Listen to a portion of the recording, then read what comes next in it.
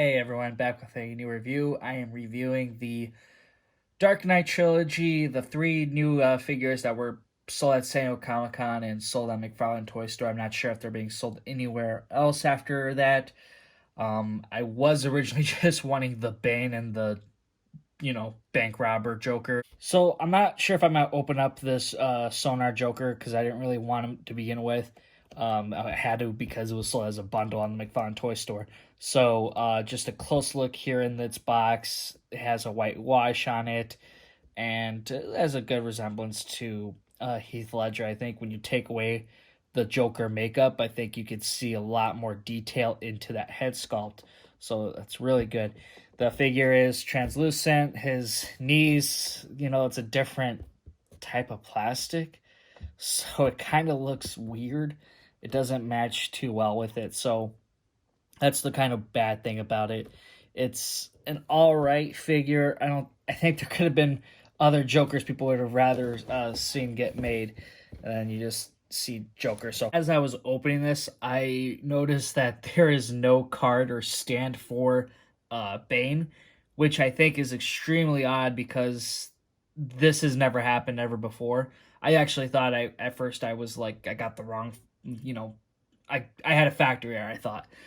Turns out no, they just didn't include it. They didn't make a card for Bane, which is I think is crazy because I mean they make new cards for Joker here and another Joker. The Sonar one gets a card, but Bane, who's a unique character, he didn't get a card because he was a Build-A-Figure. Now he has a single release. You would think that he would make a card because no one would have a card for Bane technically, but no one still does. So I'm gonna start off with the Bank Heist Joker here. I think because this is the one I like the most. I think this is a great figure that we did get from McFarlane as far as additions to the Dark Knight trilogy. I would have loved to seen Scarecrow in his suit, but this one is great as well. The upper half is a new rubbery sculpt piece added here. So this is just one piece, so it's not like the jacket can lift off. So that's a part of it. If you feel inside, it's just, you can tell there's probably nothing underneath that. The head sculpt, I think, is done very well. It's pretty good here. I think the placement might be slightly off. I think the rosy cheek should be a little bit more off to the side. When I was looking at screenshots, that's like how it was supposed to be. But it's not a major issue. I think it still looks very, very nice. And then back here, you can see some wrinkles there and, pretty nice. I hope this sets up something to get Scarecrow done in his, suit. So hopefully we will see that. But the gun is actually not for this figure. It was actually from the Joker from the Mattel line. So sorry, I just kind of put that on him. I really wanted to have this Joker hold on to something that's a gun. I know it's not exactly accurate to what he was holding on in that scene, but so what? Anyway, here is a head sculpt of the Joker that you do get, and I'm just gonna bring up the other Joker that we've gotten from the Build-A-Figure wave. It is pretty much the same. I think the paint application is done a little bit more different though. Just so slightly, there's a little bit more skin showing on the forehead. Definitely some different touches on the makeup here and there. I can't really decide which one is the better one. I think they're kind of like they're not different enough to really say. The Bank Heist Joker and Joker Thug that we got from Mattel with the Movie Masters, definitely a big size difference for these figures. They look like mini-me Joker for him. What I really like is that McFarlane does get a more accurate suit, I believe, for the most part, and very much more nicer detail, of course. I think the only thing that Mattel did better was that they gave the Joker more accurate shoes here. I think that's how it was supposed to be, having those stripes there. Just looking at steel, I'll add right here. The Joker is definitely missing that. Like, this is just reused from what we've already gotten which, hey, it's shoes, so it's not a big deal. But that is just the small little difference here and there. Now, what I hope McFarlane does is release the other Joker thugs that we do get in that beginning like 5 minutes of the Dark Knight, because that scene was really what got everyone hooked. I think like that was just such a great scene, and there's five other bank robbers to do. So hopefully we do see this one and a few other ones, maybe in like a 5 pack. I think that would be really cool, or maybe just one figure that has 5 heads, and then everyone can go and fight over trying to find them. That would be terrible. So I would hope a 5 pack just to make it easy, one shot, one kill.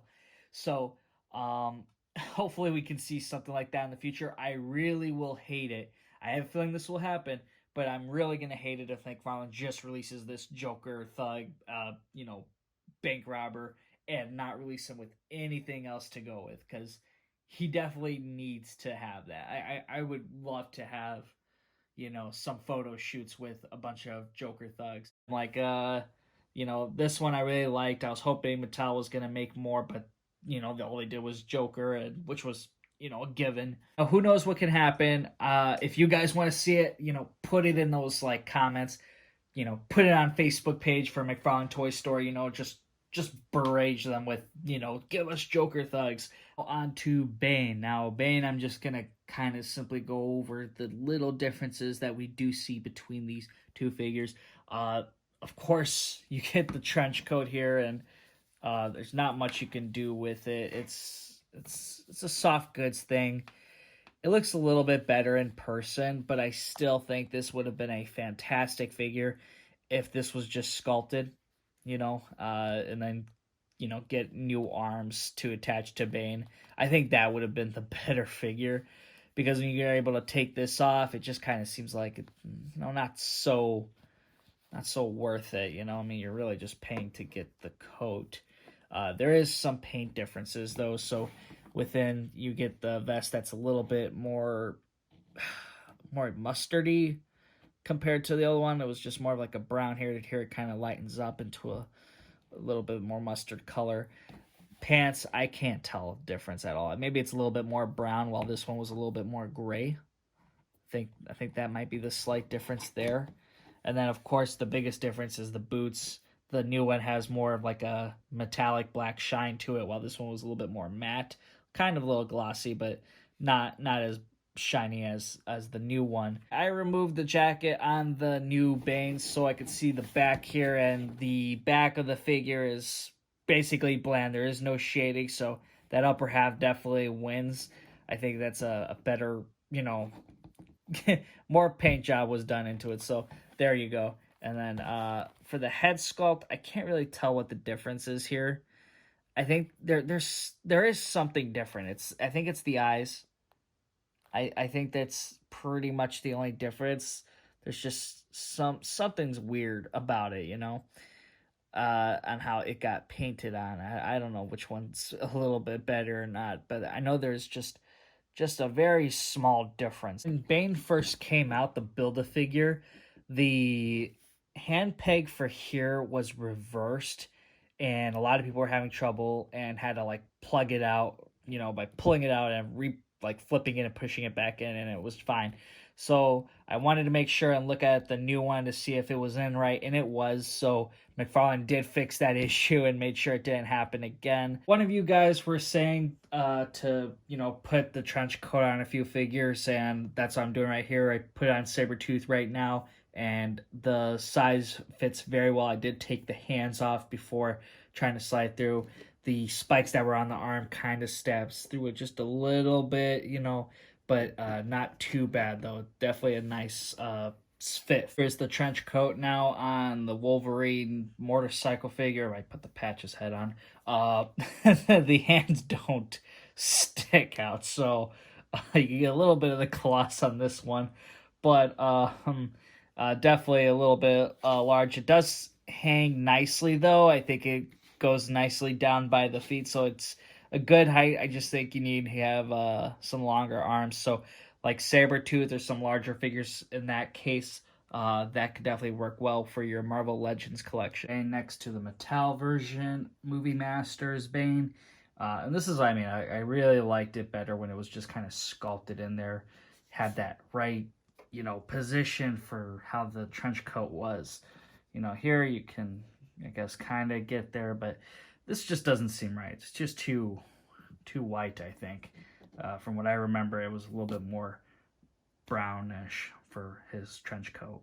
Well, that is it for this figure review here. I hope you guys did enjoy it. I am sorry if I didn't open the Sonar Joker. I just really haven't decided if I want to keep it or not because, it just wasn't for me. I would have rather have seen McFarlane do Scarecrow in a suit or Ra's al Ghul or Catwoman, something like that. Harvey Dent even, like I would have been interested in those. Sonar Joker just, I felt like was a stretch.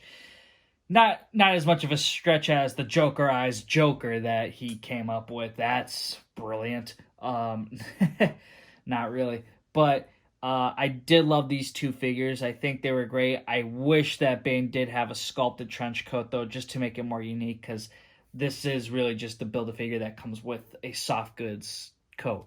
And you get a Bane in box, so there's that if you're trying to find that. But essentially, you really only need to have just the one Bane. So that is all I have to say for this video review here. I hope you guys did enjoy it. So if you did, hit that thumbs up button, subscribe to the channel if you haven't already, and I will see you guys in the next one.